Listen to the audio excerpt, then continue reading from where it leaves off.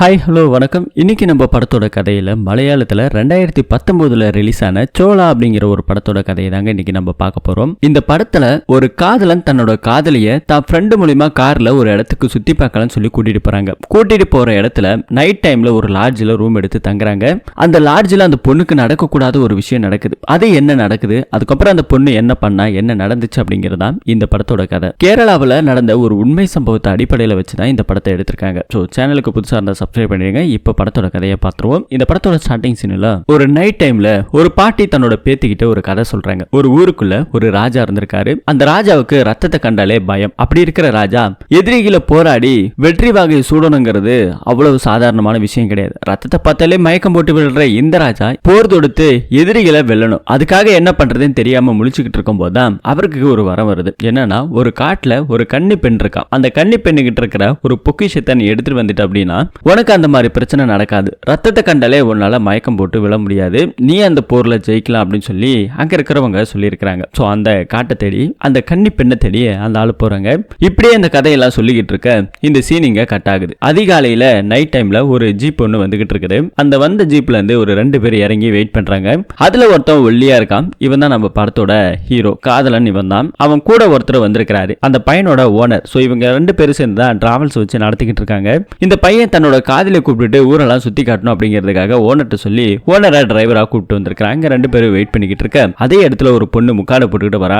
இவளுக்கு வயசு ஒரு 16 தான் இருக்கும். ஸ்கூல் படிக்கிற ஒரு பொண்ணு தான். வீட்டுல போய் சொல்லிட்டு இந்த மலைவாழ் கிராமத்துல இருந்து இந்த பையனை நம்பி இங்க வந்திருக்கிறா. வந்த உடனே நீ மட்டும் தான் வரன்னு சொல்லியிருந்த, இது யாரு புதுசா இருக்கிறது அப்படின்னு சொல்லி நம்ம காதலன் கிட்ட கேட்டா, இது என்னோட ஓனர் தான், ஒரு பிரச்சனை இல்லை, நம்மளை பத்தி எல்லாத்தையும் சொல்லிட்டேன், இவரு நம்மளுக்கு எல்லா இடத்தையும் சுத்தி காட்டுவார் அப்படின்னு சொல்லிட்டு இந்த பொண்ணு அப்படியே கொஞ்சம் பேசி கீசி கூட்டிட்டு போயிட்டு இருக்கிறான். போகும்போது அந்த காற்றும் அந்த மலையோட வாசனமும் இவன் ஜாலியா என்ஜாய் பண்ணி போயிட்டு இருக்கிறான். ஓட்டிட்டு போற டிரைவர் இந்த பொண்ணை பின்னாடி சைடு கண்ணாடியில இருந்து பாத்துக்கிட்டே இருக்கிறாரு. ஒரு ஹோட்டல் ஒண்ணு இருக்கு. அந்த ஹோட்டல்ல சாப்பிடலாம் சொல்லி இறங்குங்க அப்படின்னு சொல்லி பேசிக்கிட்டு இருக்க இந்த பொண்ணு இறங்க மாட்டா, யாராவது பார்த்தா பிரச்சனை ஆயிடும் அப்படின்னு சொல்லி பேசிக்கிட்டு இருக்குது. அதே நேரத்துல காதலன் தான், அதெல்லாம் யாரும் பார்க்க மாட்டாங்க, கொஞ்சமாவது சாப்பிடு அப்படின்னு சொல்லி அந்த ஹோட்டலுக்கு கூட்டிட்டு போறாங்க. டிரைவர் நல்லா மூக்க முடிச்சு சாப்பிட்டுட்டு இருக்காரு. அதே இடத்துல அந்த பொண்ணு உட்காந்தா இல்லையா, அவளுக்கு ஏதோ கொஞ்சம் பாத்ரூம் போகணும் அப்படிங்கிற மாதிரி சொல்லிக்கிட்டு இருக்க பின்னாடி இருக்கிற ஒரு தகரத்தால அடிச்ச அந்த பாத்ரூமுக்கு தான் போறா. போய் உட்காந்துருக்கா. உட்காந்ததுக்கு அப்புறம் அந்த பொண்ணுக்கு மாசத்துல 3 நாள் இல்லையா, அதுவும் இங்க வந்திருக்கு போல. இங்க சாப்பிட்டு முடிச்சதுக்கு அப்புறம் திரும்பவும் ஜீப்ல ஏறாங்க. அந்த பொண்ணு சரியா சாப்பிடாதால அவளுக்கு ஜூஸ் எல்லாம் வாங்கி கொடுக்குறான். அப்புறம் கார்ல போயிட்டு இருக்கும்போது அந்த பொண்ணு சமாதானப்படுத்தி சிரிக்கவும் வைக்கிறான். 2 பேரும் ஜாலியா தான் போயிட்டு இருக்காங்க. சிட்டிக்குள்ள போயிட்டாங்க. இந்த உயரமான மலைகளை பார்த்த இந்த பொண்ணுக்கு சிட்டிக்குள்ள நிறைய பெரிய பெரிய பில்டிங் எல்லாம் பார்த்தோன்னு அவளுக்கு ஒரு விதமான சந்தோஷம். பெரிய மாலுக்கு கூட்டிட்டு போறாங்க. அங்க இருக்கிறவங்க போட்டிருக்கிற ட்ரெஸ் எல்லாம் இவளுக்கு ஒரு மாதிரி புதுசா இருக்குது. உள்ளுக்குள்ள போன காதலன் இவளுக்கு ட்ரெஸ் எல்லாம் எடுத்து கொடுக்குறான். அதுவும் போட்டுக்கிறா, ரொம்ப அழகா இருக்கு, எனக்கு ரொம்ப பிடிச்சிருக்கு அப்படின்னு சொல்லி பேசிட்டு இவங்க 2 பேருமே அங்க இருக்கிற கடையில ஜூஸ் ஸ்நாக்ஸ் அப்படின்னு சாப்பிட்டுட்டு பீச்ல போயிட்டு ஜாலியா விளையாடிட்டு இருக்காங்க. சோ ரொம்ப நேரம் ஜாலியா ஓடி பிடிச்சி படுத்து புரண்டு விளையாடிட்டு இருக்க அதே பீச் ஓரத்துல ஒருத்தவன் தனியா இருக்கான். பீச்ல இவங்க 2 பேர் மட்டும் தான் இருக்கிறாங்க. அக்கம் பக்கத்துல யாருமே கிடையாது, தனிமையா இருக்குது. அந்த கரையோரம் உட்காந்து ஒருத்தவன் பீடி குடிச்சிட்டு இருக்கான். அவன் இந்த பசங்களை கொஞ்சம் வித்தியாசமா பாக்குறான். அதை இந்த பொண்ணை பார்த்துட்டு அவன் யாரோ நம்மள குறுகுறுன்னு பாக்குறான், முதல்ல இங்க இருந்து கிளம்பணும் அப்படின்னு சொல்லிட்டு இந்த பொண்ணு தன்னோட காதலனை கூப்பிட்டு இந்த பக்கம் நடந்து வரா. நடந்து வர்றதோட அந்த உட்கார்ந்து இருந்த ஆளு சும்மா விடல. போய்கிட்டு இருக்கிற இந்த பசங்களை ஃபாலோ பண்ணியே வந்துகிட்டு இருக்கிறான். இந்த பசங்களுக்கு பயம் ரொம்ப அதிகமாயிடுச்சு. தனிமையில இருக்க நம்மள ஏதாவது பண்ணிடுவானோ அப்படிங்கிற பயத்துல இந்த பையன் இருக்கான் இல்லையா காதலன், அவனோட ஓனருக்கு கால் பண்றான். இந்த பையன் ஓனரை ஆசான் தான் கூப்பிடுவார், குரு இல்லையா, அதனால அப்படி கூப்பிட்டு இருக்கிறான். இந்த மாதிரி எங்களை 2 பேரும் ஃபாலோ பண்ணிட்டே வராங்க, எங்களுக்கு என்னமோ பயமா இருக்குது, சீக்கிரம் வாங்க, எங்க இருக்கிறீங்க அப்படின்னு சொல்லி காரை எடுத்துட்டு வர சொல்லிட்டு இருக்கான். இந்த பையன் வேற போயிட்டு இருக்கான் இல்லையா, பின்னாடியே அந்த ஆளு ஃபாலோ பண்ணிட்டு வராங்க. அதுக்கப்புறம் போலீஸ்காரங்க அந்த இடத்துக்கு வராங்க. போலீஸ்காரங்களை வந்த உடனே இந்த பசங்களுக்கும் கொஞ்சம் பயம், நம்மளதான் ஒருவேளை அரெஸ்ட் பண்ண வராங்களோ, வீட்டுக்கு சொல்லாம கொள்ளாம வந்துட்டோமோ அப்படிங்கிற ஒரு பயத்துல இந்த பொண்ணு இருக்க. ஆனா அரெஸ்ட் பண்ண வந்தது இவங்களே கிடையாது. பின்னாடி ஒருத்தன் நடந்து வந்துட்டு இருந்தா இல்லையா, அவனை தேடி தான் போலீஸ்காரங்க இங்க வந்திருக்காங்க. அதுக்கப்புறம் அந்த ஜீப்பும் வருது, அதுல ஏறி இந்த பசங்களும் போய்கிட்டு இருக்காங்க. கொஞ்சம் இருட்டவா ஆரம்பிச்சிருச்சு. அந்த பொண்ணு வேற நான் வீட்டுக்கு போகணும், வீட்டுல எல்லாரும் தேடிட்டு இருப்பாங்க, பாட்டி வேற தேடுவாங்க அப்படின்னு ஒரு பக்கம் பேசிக்கிட்டு இருக்க. போயிடலாம் அப்படிங்கிற மாதிரி இவனும் சொல்லிக்கிட்டே இருக்கான். அதே இடத்துல இவனுக்கு ஒரு போன் கால் வருது. அந்த போன் கால் இவங்களோட ஃப்ரெண்டு மூலியமா வந்திருக்குது. இந்த பொண்ணை கூட்டிட்டு போயிருக்கிறான் இல்லையா, அந்த விஷயம் அந்த பொண்ணோட வீட்டுக்கு தெரிஞ்சு போச்சு. பொண்ணு காணாம போன விஷயம் தெரிஞ்சு ரொம்ப பிரச்சனை ஆயிருக்கு அப்படிங்கிற மாதிரி எல்லாம் சொல்லிக்கிட்டு இருக்காங்க. இதே இந்த பொண்ணு என்ன ஏதுன்னு கேட்டு தெரிஞ்சுக்கிறான். நான் உடனடியா வீட்டுக்கு போகணும் சொல்லும்போது, இந்த நைட் டைம்ல நம்ம வீட்டுக்கு உன்னை கூட்டிட்டு போயிட்டு விட்டாலும் அது தப்பா இருக்கும், நாளைக்கு காலையிலே போயிடலாம், கேட்டா ஏதாவது ஒரு ரீசன் சொல்லிக்கலாம், ஒன்னும் பிரச்சனை இல்லை அப்படிங்கிற மாதிரி இவங்க எல்லாம் பேசிக்கிட்டு இருக்க. அந்த வண்டி இப்போ நேரம் ஒரு லாட்ஜுக்கு போய் விடுறாங்க. அந்த லாட்ஜில அந்த பொண்ணு இறங்க மாட்டேன்னு சொல்லி அடம் பிடிச்சிக்கிட்டு இருக்க. அதே இடத்துல அந்த லாட்ஜுக்கு முன்னாடி ஒரு பிராஸ்டிடியூட் நின்னுகிட்டு இருக்காங்க. இருக்காங்க. அவங்க போறதெல்லாம் பார்த்துட்டு இந்த இடமே சரியில்லை, இந்த இடம் வேண்டாம், வா ஃபர்ஸ்ட் கிளம்பலாம் அப்படின்னு சொல்லி தன்னோட காதலங்கிட்ட சொன்னாலும் அதுக்கப்புறம் அந்த ஆசான் இருக்கா இல்லையா, அவன் கொஞ்சம் கோவப்படுறான் அந்த பொண்ணுகிட்ட. நைட் டைம்ல எங்க போய் தங்குவ, உன்னோட கற்புக்கு என்ன பாதுகாப்பு இருக்குது அப்படின்னு சொல்லி கண்ணமணிக்கு திட்டி அந்த பொண்ணை ஒரு வழியா உள்ள கூட்டிட்டு போறாங்க. போகும்போது கூட அந்த பொண்ணு அழுதுகிட்டு தான் போகுது. உள்ளுக்குள்ள போனவனே இவங்களை 2 பேரும் தனியா விட்டுட்டு அந்த ஆசான் இருக்கா இல்லையா, அவன் என்ன பண்றான்னா, நான் கீழே கார்ல தூங்கிக்கிறேன், ஒன்னும் பிரச்சனை இல்லை, நீங்க தனியா இருந்துக்குங்க அப்படின்னு சொல்லி விட்டுட்டு போறான். இந்த பசங்க 2 பேரும் கொஞ்சம் உட்காந்துக்கிட்டு இருக்க அதே நேரத்தில் கதவு தட்டுற சத்தம். இந்த பையனுக்கு அந்த கதவை திறக்கிறதுக்கு கூட கொஞ்சம் பயம். கதவை திறந்து பார்த்தா தான் தெரியுது அந்த ஹோட்டல்ல வேலை பார்க்குற ஒரு வேலைக்கார அம்மா தண்ணி கொண்டு வந்திருக்காங்க. இதை பார்த்து தான் இந்த பையன் பயந்துருக்கான். இது இந்த பொண்ணு பார்த்துட்டே இருந்திருக்கு. அவங்க போன கொஞ்ச நேரத்தில் இந்த பசங்க கொஞ்சம் கிஸ் பண்ணலாம் சொல்லி போய்கிட்டு இருக்காங்க. திரும்பவும் கதவு தட்டுற சத்தம். யாருன்னு பார்த்தா இந்த பையனோட ஆசன் தான் வந்திருக்காரு. அந்த பையன் கிட்ட காசு கொடுத்து போயிட்டு சாப்பாடு வாங்கிட்டு வந்து சாப்பிடுங்க அப்படின்னு சொல்றான். இந்த பையன் எங்களுக்கு வேண்டாம், நாங்க வெளியே சாப்பிட்டுட்டோம், அதனால எங்களுக்கு பசி இல்லை அப்படிங்கிற மாதிரி சொல்லிக்கிட்டு இருக்க. எனக்கு பசிக்குதுரா, போயிட்டு சாப்பாடு வாங்கிட்டு வா, அப்படியே கொஞ்சம் சரக்கு வாங்கிட்டு வா அப்படிங்கிற மாதிரி வற்புறுத்துறான். சரின்னு இந்த பையனும் போறேன் அப்படின்னு சொல்லிட்டு இந்த பொண்ணை இங்கே தனியா விட்டுட்டு கீழே போறான். போன கொஞ்ச நேரத்துல கதவு சாத்துறாரு இந்த ஆசான். கதவு சாத்துற கொஞ்ச நேரத்துல திரும்ப கதவு தட்டுற சத்தம். வந்திருக்கிறது அதே காதலன் தான் வந்திருக்கான். இந்த மாதிரி ஹோட்டலும் இந்த டாஸ்மார்க்கும் கொஞ்சம் ரொம்ப லாங்ல இருக்கிற மாதிரி தெரியுது, உங்களோட கார் சாவி கொஞ்சம் கொடுங்களேன் அப்படின்னு சொல்லி கேட்கறான். ஏண்டா பக்கத்துல தான்டா இருக்கு, நடந்து போக மாட்டியா அப்படின்னு சொல்லி திரும்பவும் திட்டி அனுப்புறாரு. சரின்னு திரும்ப அந்த பையனும் போக ஆரம்பிக்கிறான். கதவை சாத்திடுறாரு. அதே நேரத்தில் அந்த பொண்ணு இருக்கா இல்லையா, அவ பாத்ரூமுக்கு போறா. பாத்ரூம்ல போயிட்டு நின்னுகிட்டு இருக்க. அந்த பாத்ரூமே இந்த ஆளு உட்காந்துக்கிட்டு உத்து பாத்துக்கிட்டு இருக்கான். இந்த பக்கத்துல அந்த காதலன் ஹோட்டலை தேடியும் டாஸ்மார்க்கை தேடியும் அலைஞ்சுக்கிட்டு இருக்கான். ரொம்ப தூரம் போயிட்டான். கூட்டத்துல நெறிஞ்சு அப்படியே வாங்கிக்கிட்டு இருக்க.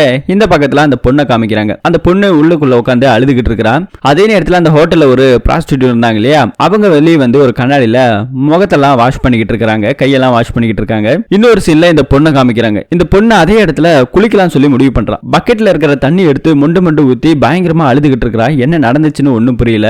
அப்படியே ஈர துணியோட வெளியே வந்துகிட்டு இருக்கா. அவளோட கோலத்தை பார்த்து அந்த ஆளு பக்கத்துல வந்து நின்னுகிட்டு இருக்கான். சோ ஐ மீன் இந்த பொண்ணு அவன் ரேப் பண்ணிட்டான். திரும்பவும் அந்த பொண்ணு பின்னாடி நின்னுட்டு இருக்கா இல்லையா, திரும்பவும் கட்டி பிடிச்சி அந்த பொண்ணை ரேப் பண்ற மாதிரியான சத்தம் மட்டும் கேக்குது. இதை நமக்கு காமிச்சிட்டு இருக்க. இந்த பக்கத்துல அந்த பையன் சரியான நேரத்துக்கு வந்திருக்கான். கதவு தட்டுறான். ரொம்ப நேரம் ஆகி கதவு திறக்கல.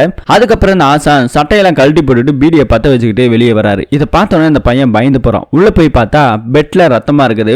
அதுக்கப்புறம் அந்த பொண்ணை தேடி போனா பாத்ரூம்ல நிர்வாணமா உட்காந்து அழுதுகிட்டு இருக்கான். இதெல்லாம் பார்த்துக்கிட்டு இருக்க அந்த ஆசான் இருக்கா இல்லையா, அவன் பீடி குடிச்சிட்டு இந்த பக்கம் வெளியே வந்து ஒரு பிராஸ்டிடியூட் வாஷ் பேஷன்ல முகத்தெல்லாம் வாஷ் பண்ணிட்டு இருந்தாங்க இல்லையா, அதே இடத்துல தான் இவனும் அதே மாதிரி பண்றான். சோ இந்த சீனை வந்துட்டு ரொம்ப லென்த்லாம் நமக்கு காமிக்கல, டீட்டெயிலாவும் காமிக்கல. ஆனா இந்த சின்ன சீன் மூலமா நமக்கு காமிச்சிருப்பாங்க. முன்னாடி ஒரு பிராஸ்டிடியூட் வந்து இதே இடத்துல கழுவுனாங்க இல்லையா, சோ இவனை வந்து பண்ணிட்டு இருக்கும்போது அந்த சம்பவம் பண்ணிருக்காங்க அப்படிங்கறத இங்க நமக்கு அழகா காமிச்சிருக்காங்க. இந்த பக்கத்துல உள்ளுக்குள்ள போன பையன் இந்த பொண்ணோட நிலைமையை பார்த்துட்டு பயங்கரமா கதறி இழுக்கிறான். உன்னை நம்பிதானே விட்டுட்டு போனேன், இப்படி பண்ணிட்டேன்னு சொல்லி திரும்பவும் கீழே வந்து அந்த ஆசான் கிட்ட சண்டை கூட போடலங்க. ஏன் அப்படி பண்ண, உன்னை நம்பிதான் விட்டுட்டு போனேன் அப்படின்னு சொல்லி பயங்கரமா கத்திக்கிட்டு இருக்க.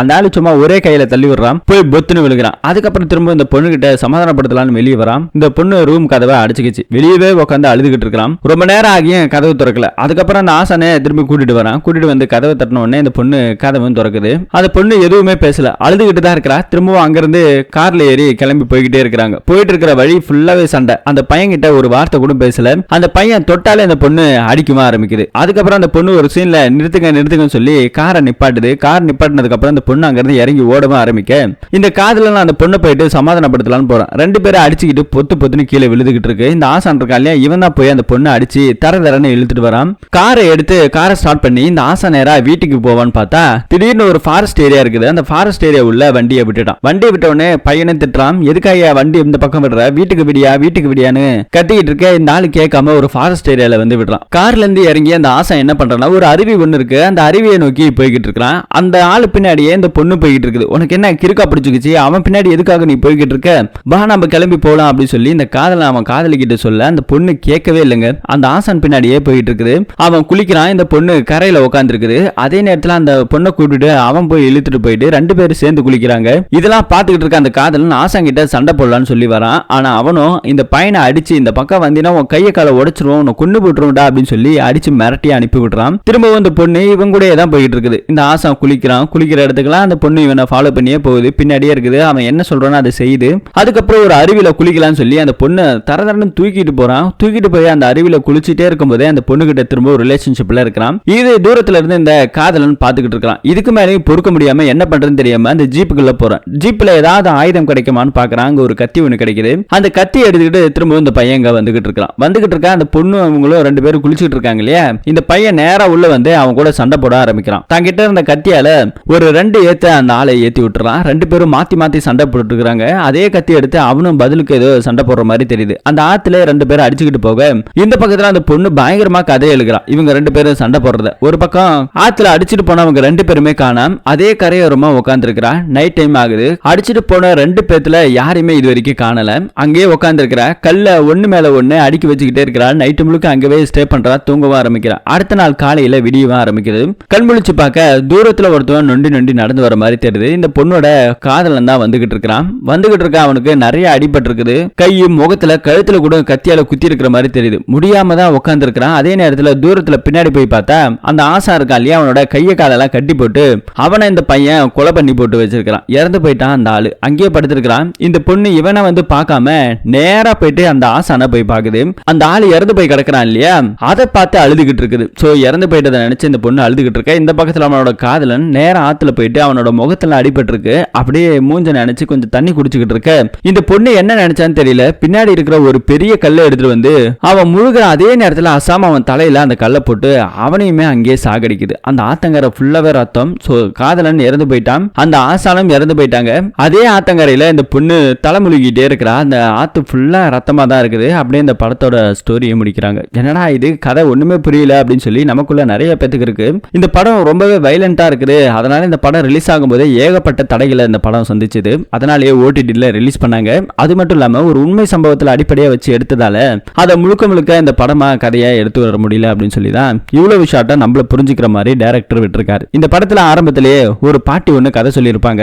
ரத்தத்தை பார்த்தாலே மயக்கம் போட்டு விழுற அந்த ராஜா ஒரு கன்னி பெண்ணோட கற்ப தேடி தான் போயிருக்கணும். சோ அந்த பொண்ணை கல்யாணம் பண்ணிட்டு வந்தா அந்த ராஜாக்கு எந்த பிரச்சனையுமே இருந்திருக்காது. ஒரு பொண்ணுக்கு முக்கியமான ஒரு விஷயம் கற்பு. சோ அதுதான் அவளுக்கு மிகப்பெரிய பொக்கிஷம். அதுதான் அவளுக்கு மானம் மரியாதை அப்படிங்கிற மாதிரி அந்த காலத்து கதைகள் எல்லாம் இருக்குது. இன்னும் அந்த கதைகள் இருக்குது இல்லையா. அதனாலதான் இந்த பொண்ணு பலவீனமா இருக்கிற தன்னோட காதலன் அவனோட ஓனர் தன்னிட்ட தப்பா நடந்திருந்தாலும் அவன் தான் ஆண்மகன், அவன்கிட்ட தான் நம்ம கற்பு போயிடுச்சு, அந்த பொக்கிஷத்தை அவன் தான் எடுத்துட்டான், இனிமே நமக்கு அவன் தான் புருஷன், அவன் நல்லவனோ கெட்டவனோ அவன் கூட தான் வாழணும் அப்படிங்கிற மாதிரி இந்த பொண்ணு முடிவு எடுத்திருப்பான். அதனாலதான் அந்த ஆளு பின்னாடியே போயிருப்பான். அந்த ஆளுகிட்டே இருந்திருக்கும் அந்த பொண்ணு. சோ ஆனா அந்த ஆளுமே தன்னோட காதலன் கொலை பண்ணிட்டான் இல்லையா, அதனால தனக்கு வேண்டப்பட்டவனை கொலை பண்ணிட்டானேன்னு சொல்லி தன்னோட காதலனையே இந்த பொண்ணு கொலை பண்ணிருக்கிறா. காதலிச்ச பாவத்துக்காக இந்த பையன் என்னென்னலாம் பண்ணி கடைசியை உயிரவே விட்டுருக்கிறான். இந்த படத்தோட கதையை பத்தியும் நீங்க என்ன நினைக்கிறீங்க அப்படிங்கறத பத்தியும் கமெண்ட் செக்ஷன்ல சொல்லுங்க. ஐ மீன் இந்த கதை இப்படிதான் இருக்குமான்னு சொல்லி கூட என்னால கணிக்க முடியல. இவங்க சொல்லி இருக்கிற விஷயத்தை வச்சுதான் நம்ம கணிச்சு சொல்றோம். இல்ல உங்களுக்கு வேற மாதிரி ஏதாவது தோணுதாங்கிறத கமெண்ட் செக்ஷன்ல போடுங்க, நானும் தெரிஞ்சுக்கிறேன். மீண்டும் ஒரு நல்ல படத்தோட கதையில சந்திப்போம். தேங்க்யூ.